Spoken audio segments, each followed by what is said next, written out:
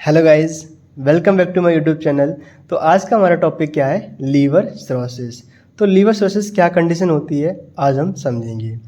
तो ये जो लीवर सिरोसिस कंडीशन है, हमारी बॉडी में एक ऑर्गन पाया जाता है एब्डोमिनल एरिया में, जिसको हम बोलते हैं क्या? लीवर। तो लीवर सिरोसिस क्या है? हमारी लीवर की कंडीशन है। तो चलिए इसको हम शुरू करते हैं।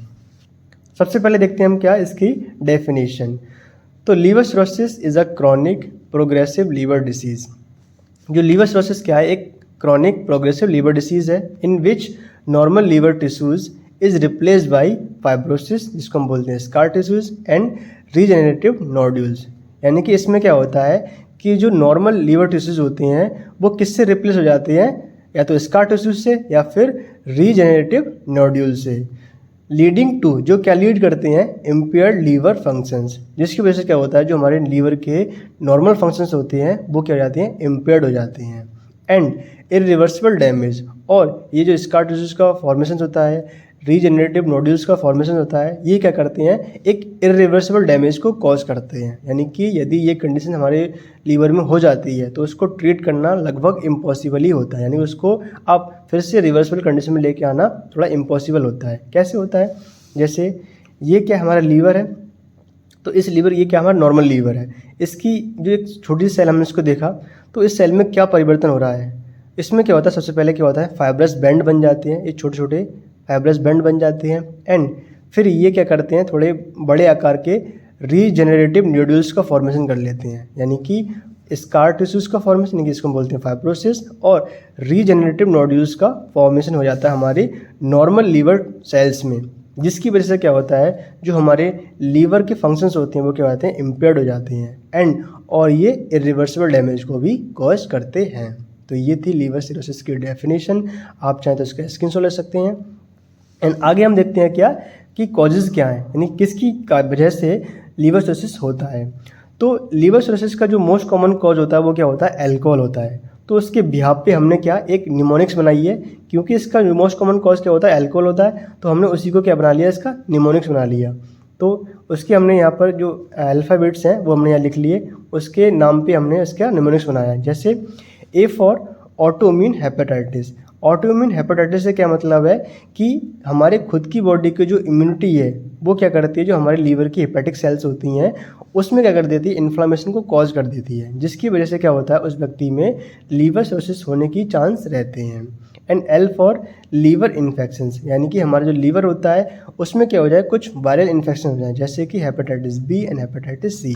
यदि ये वायरल इन्फेक्शन उस व्यक्ति को हो जाते हैं तो व्यक्ति को क्या कॉज हो सकता है? लीवर सिरोसिस हो सकता है। And C for chronic alcohol use, ये क्या होता है? मोस्ट कॉमन कॉज होता है किसका? लीवर सिरोसिस का। एंड ओ फॉर ओबेसिटी, यानी कि ऐसे पर्सन जिसका वेट थोड़ा ज़्यादा होता है उस व्यक्ति में क्या होता है? जो उसका लीवर होता है थोड़ा फैटी लीवर होता है, जो क्या करता है आगे चल के कॉज करता है क्या? हमारे लीवर सिरोसिस कंडीशन को। And H for haemochromatosis. Haemochromatosis का मतलब क्या होता है कि ऐसे पर्सन जिनकी बॉडी में क्या होता है नॉर्मल लेवल से जो आयरन लेवल क्या होता है थोड़ा ज़्यादा पाया जाता है, तो उन व्यक्ति में भी क्या होता है? चांस होता है कि उस व्यक्ति को भी लीवर सिरोसिस हो सकता है।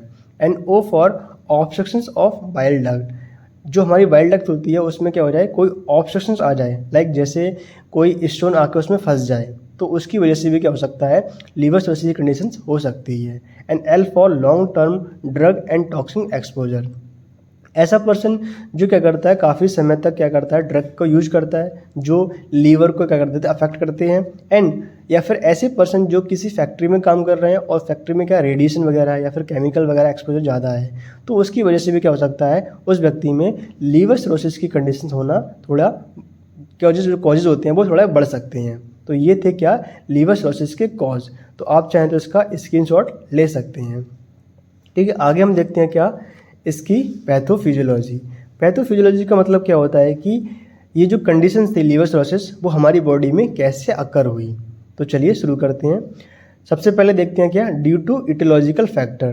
तो इटियोलॉजिकल फैक्टर क्या थे? जैसे कोई व्यक्ति अल्कोहल यानी कि दारू का कंजप्शन कर रहा है, एंड वायरल इन्फेक्शन लाइक जैसे हेपेटाइटिस बी एंड हेपेटाइटिस सी।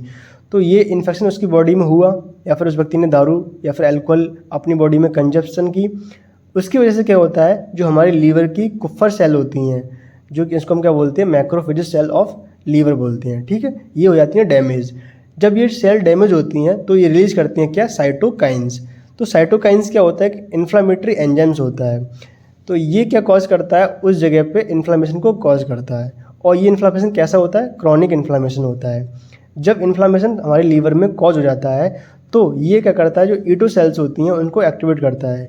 ये जो ईटो सेल्स होती हैं वो कहाँ पाई जाती हैं, जो हमारी हेपेटिक सेल्स होती हैं उनके बीच में जो गैप होता है उस एरिया में ये सेल्स पाई जाती हैं। जब ये सेल्स एक्टिवेट हो जाती हैं तो ये क्या करती हैं, फाइब्रोब्लास्ट का फॉर्मेशन करती हैं। किसका, फाइब्रोब्लास्ट का फॉर्मेशन करती हैं।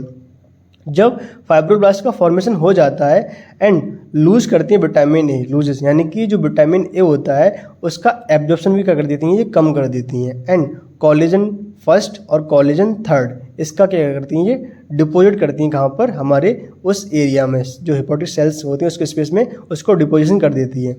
इनकी वजह से क्या होता है, उस जगह पे क्या देखने को मिलता है आपको, फाइब्रोसिस, स्कार टिश्यूज का फॉर्मेशन देखने को मिलता है इन सब की वजह से। जब स्कार टिश्यूज का फॉर्मेशन हो जाता है फिर आगे चल के ये क्या कर देते हैं, रीजेनरेटिव नोड्यूल्स का फॉर्म करते हैं। जब रीजेनरेटिव नोड्यूल्स का फॉर्मेशन हो जाता है देन ये क्या करते हैं, पोर्टल हाइपरटेंशन को कॉज करते हैं। क्योंकि हमारे लीवर में जो एक वेन होती है, पोर्टल वेन, जो हमारे लीवर के पास ब्लड को लेके जाती है, तो उसमें क्या देखने को मिलता है, पोर्टल हाइपरटेंशन देखने को मिलता है।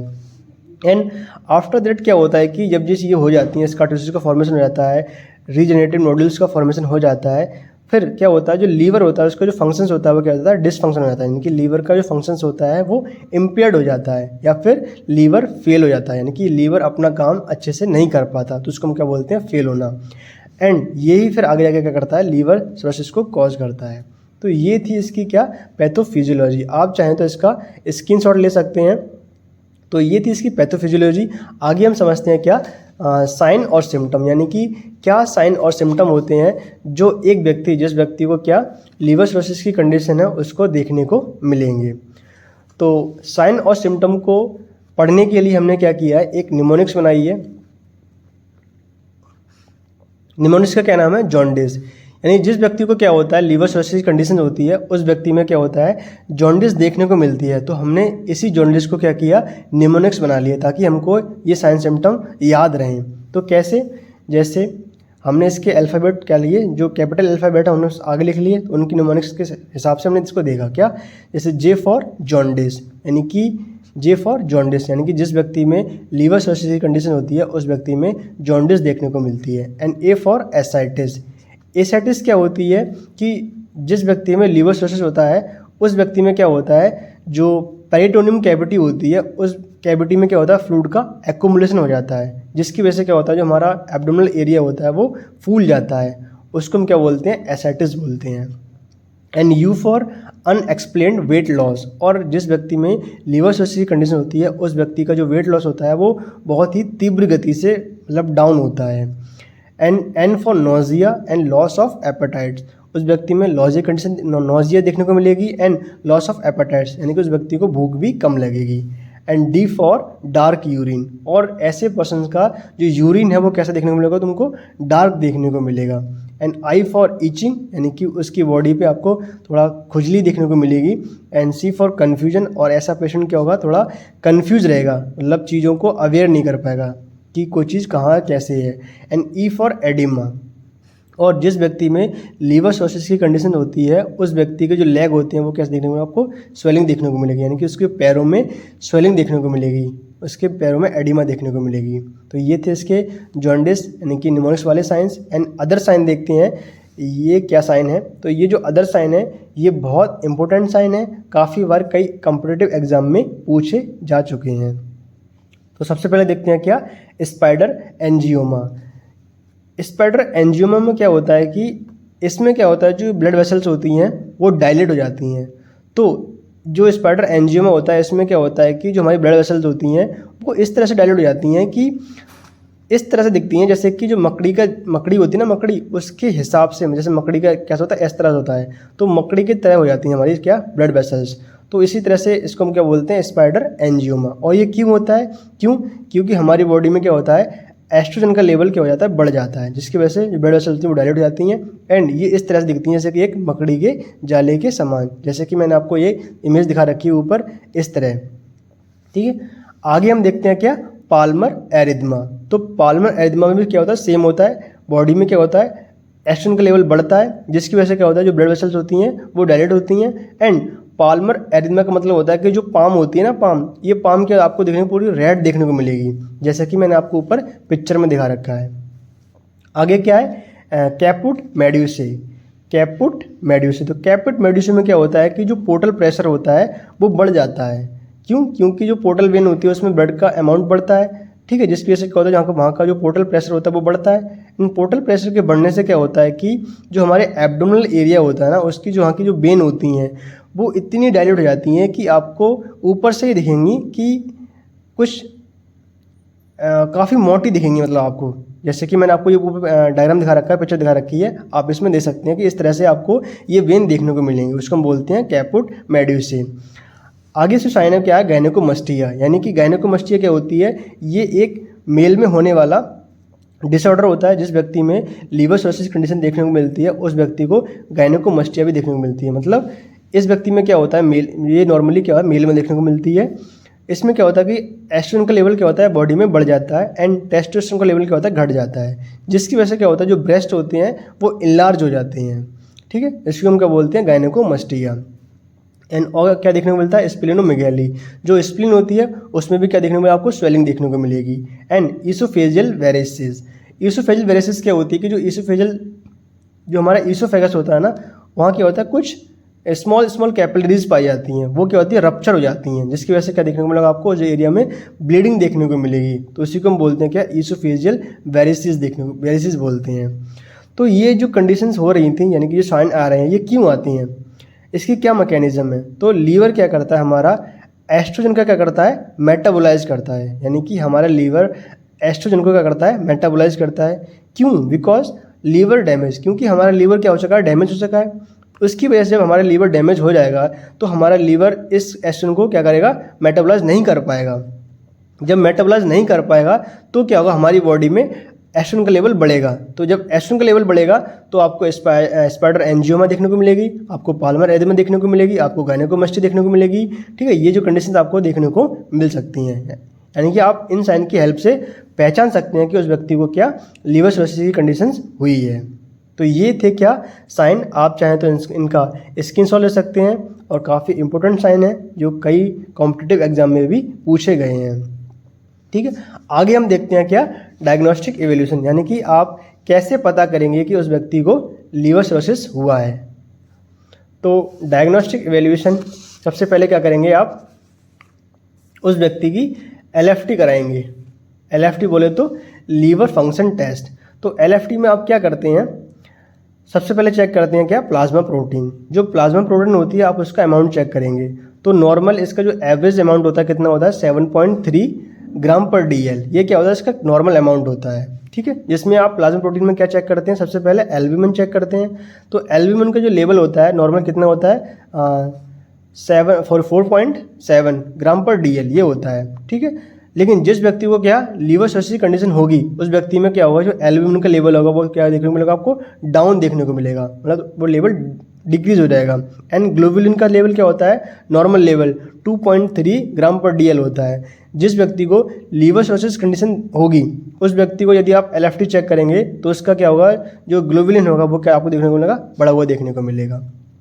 एंड 2 टेस्ट होते हैं जिसको हम क्या बोलते हैं, SGOT, इसको हम AST बोलते हैं, SGPT, इसको हम बोलते हैं ALT। तो इनकी जो नॉर्मल वैल्यूज होती हैं 10 से 40 यूनिट पर लीटर एंड 7 से 56 यूनिट पर लीटर।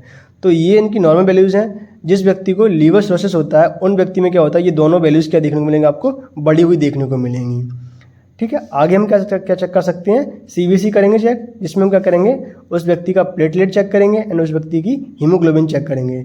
तो ये दोनों जो कंडीशंस होती हैं, प्लेटलेट्स एंड हीमोग्लोबिन, आपको CBC में क्या होंगे, डिक्रीज देखने को मिलेंगी जो व्यक्ति लीवर सिरोसिस वाला पेशेंट होगा उस व्यक्ति में।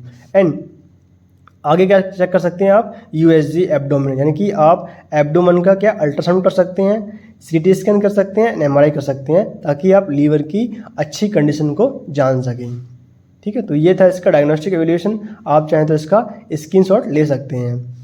आगे हम बात करते हैं क्या, मैनेजमेंट की, कि आप किस तरह से जो लीवर सिरोसिस वाला पेशेंट है उसको आप ट्रीट करेंगे। सबसे पहले देखते हैं हम क्या, मेडिकल ट्रीटमेंट। तो ट्रीट अंडरलाइनिंग कॉज, जो भी अंडरलाइनिंग कॉज है किसको, लीवर सिरोसिस को कॉज करने वाले, आप उसको ट्रीट करेंगे। लाइक जैसे स्टॉप एल्कोहल, जो पर्सन कंटिन्यू दारू पी रहा है या एल्कोहल पी रहा है उसको आप करेंगे, उसको ट्रीट करेंगे कि व्यक्ति उस दारू को ना पिए। ठीक है, सबसे पहले ये करेंगे आप। एंड डाययूरेटिक देंगे, जो व्यक्ति को लीवर सिरोसिस कंडीशन है आप उसको डाययूरेटिक देंगे। क्यों उस व्यक्ति में क्या देखने को मिल रही है, एसिडिटी की कंडीशन देखने को मिल रही है।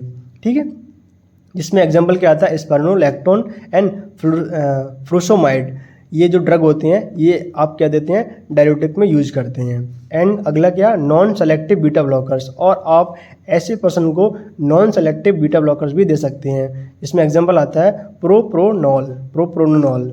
ठीक है, ये एग्जांपल आता है इसका नॉन सेलेक्टिव बीटा ब्लॉकर्स का। एंड आप उसको क्या दे सकते हैं, एंटीबायोटिक्स भी दे सकते हैं कि उसको कोई इन्फेक्शन हुआ है तो उसको ट्रीट करने के लिए। और आप उसको विटामिन जो सप्लीमेंट होते हैं आप वो देखते हैं, लाइक विटामिन के एंड विटामिन बी कॉम्प्लेक्स आप इसको देंगे ताकि जो B12 की कमी है वो उसको पूरी हो सके। तो ये था इसका मेडिकल ट्रीटमेंट, आप चाहें तो इसका स्क्रीनशॉट ले सकते हैं। आगे हम देखते हैं क्या, सर्जिकल मैनेजमेंट की, सर्जिकल मैनेजमेंट क्या है। तो सबसे पहले क्या आता है, थेराप्यूटिक पैरासेंटेसिस। थेराप्यूटिक पैरासेंटेसिस क्या होती है, ये एक प्रकार का प्रोसीजर होता है। इस प्रोसीजर में क्या करते हैं, जो हमारे एब्डोमिनल एरिया में एसिडिटी हुआ था, यानी कि जो फ्लूइड का एक्युमुलेशन हुआ था, उस एरिया में क्या करते हैं, हम एक छोटा सा स्मॉल एरिया एक होल बनाते हैं एंड उसमें क्या करते हैं, कुछ कैथेटर डालते हैं और उस कैथेटर की हेल्प से जो भी फ्लूइड था उस फ्लूइड को क्या करते हैं, उस एरिया से बाहर निकालते हैं ताकि उसको ट्रीट को हम ठीक कर सकें। तो उसको हम बोलते हैं थेराप्यूटिक पैरासेंटेसिस बोलते हैं। अगला क्या है, लीवर ट्रांसप्लांटेशन। तो लीवर ट्रांसप्लांटेशन ही एक मात्र इसका इलाज माना जाता है। ठीक है, तो इसमें क्या करते हैं, हम एक डोनर को खोज करते हैं जिसकी जो हमारा ब्लड होता है वो उससे मैच करे। काफ़ी सारी चीज़ें होती हैं लीवर ट्रांसप्लांट टाइम देखते हैं हम। तो इसका एकमात्र क्या है, लीवर ट्रांसप्लांटेशन ही इसका एक इलाज माना जाता है। And third is endoscopic variceal ligation. इसमें क्या करते हैं हम, जो ईसोफेगस रीजन होता है उसमें जो वेरिसील्स होती हैं उसको हम क्या कर देते हैं, एक क्या बोलते हैं, कुछ एक ट्यूब होती है जिसको हम बस से बांध देते हैं, जिससे हम क्या कर देते हैं, कंट्रोल करते हैं ब्लीडिंग, ताकि जो ब्लीडिंग है वो हो, मतलब जो स्टमक एरिया पे हो रही थी, ईसोफेगस एरिया में हो रही थी, वो ब्लीडिंग रुक जाए ताकि अंदर जो हमारा हेमरेज था उसको ट्रीट कर सकें, ताकि अंदर हमारी बॉडी में क्या कोई भी क्लॉट ना बन जाए एंड वो क्लॉट हमारी बॉडी को एक हार्म ना पहुंचाए। उसको ट्रीट करने के लिए करते हैं हम एंडोस्कोपिक वेरिसील्स लाइगेशन करते हैं। ये था सर्जिकल मैनेजमेंट, आप चाहें तो इसका स्क्रीनशॉट ले सकते हैं। आगे हम देखते हैं क्या, नर्सिंग मैनेजमेंट की एज अ नर्स आप क्या कर सकते हैं। ठीक है, आपका क्या काम है। तो सबसे पहले क्या है, मॉनिटर वाइटल साइन रेगुलरली। तो आपको सबसे पहले जो वाइटल साइन है पेशेंट के वो आपको रेगुलरली मॉनिटर करने हैं। And monitor daily weight same time and same cloth, और आपको पेशेंट का जो वेट है वो आपको same time and same cloth में डेली क्या करना है, मॉनिटर करना है। And maintain strict intake and output chart, और आपको पेशेंट का स्ट्रिक्टली क्या इनटेक और आउटपुट चार्ट मेंटेन करके रखना है। एंड मॉनिटर फॉर एडिमा और एसाइटिस, पेशेंट के लेग में कहाँ कहाँ एडिमा है एंड एसाइटिस की कंडीशंस कैसी है, सीवियर तो नहीं है अभी या स्टार्टिंग फेज है, आपको उसको भी क्या करना है, मॉनिटर करना है। And provide low sodium diet, और ऐसे पेशेंट को क्या करना है, आपको लो सोडियम डाइट प्रोवाइड करनी है। Encourage complete abstinence from alcohol, और उस पेशेंट को क्या करना है, इनक्रेज करना है कि व्यक्ति पूरी तरह से एल्कोहल को छोड़ दें। एंड लास्ट वन क्या, education provide for patients and his family regarding condition and medications, और जो भी एजुकेशंस है उस पेशेंट को उस कंडीशन के रिगार्डिंग एंड मेडिकेशन किस तरह देनी है उसके रिगार्डिंग उस पेशेंट्स को एंड उसकी फैमिली को क्या कर दें, एजुकेट करें। तो ये क्या था, नर्सिंग मैनेजमेंट। इसमें एक छोटा सा मैं चीज़ आपको और थोड़ा समझाना चाहता हूँ। मैं मानता हूँ कि वीडियो थोड़ी लंबी हो रही है पर आप थोड़ा समझेंगे तो आपको अच्छा लगेगा। जैसे क्या होता है कि हमारा ये लीवर है और ये हमारा क्या हो गया, जीआई ट्रैक हो गया।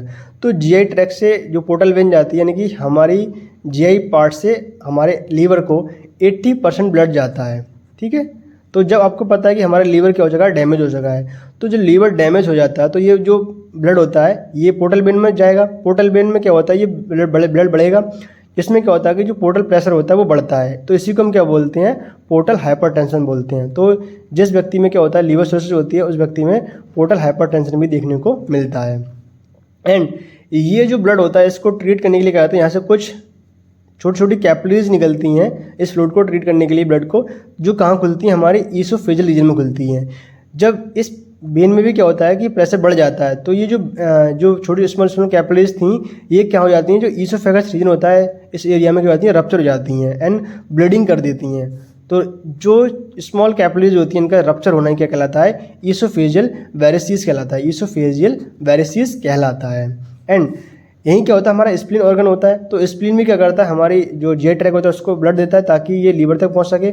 जब हमारा लीवर ही काम नहीं कर रहा है तो ये जो ब्लड है, ये ब्लड भी क्या होगा, यहीं नहीं जा पाएगा एंड यहीं रुका रहेगा ये, जिसकी वजह से क्या होता है, आपको स्प्लीनोमेगैली भी देखने को मिलती है, यानी कि स्प्लीन का इनलार्जमेंट देखने को मिलता है। तो ये बात भी आपको थोड़ी याद रखनी है। तो ये था आज का हमारा टॉपिक, क्या, लीवर सिरोसिस। तो लीवर सिरोसिस क्या था, क्या कंडीशंस थी, आपने आज देखी समझी। आई होप, मैं आशा करता हूँ कि आपको वीडियो पसंद आई। यदि वीडियो पसंद आई तो वीडियो को लाइक करें, शेयर करें, कमेंट करें। थैंक यू, और जुड़े रहें ऐसे ही इन्फॉर्मेटिव वीडियो के लिए मेरे चैनल से। धन्यवाद।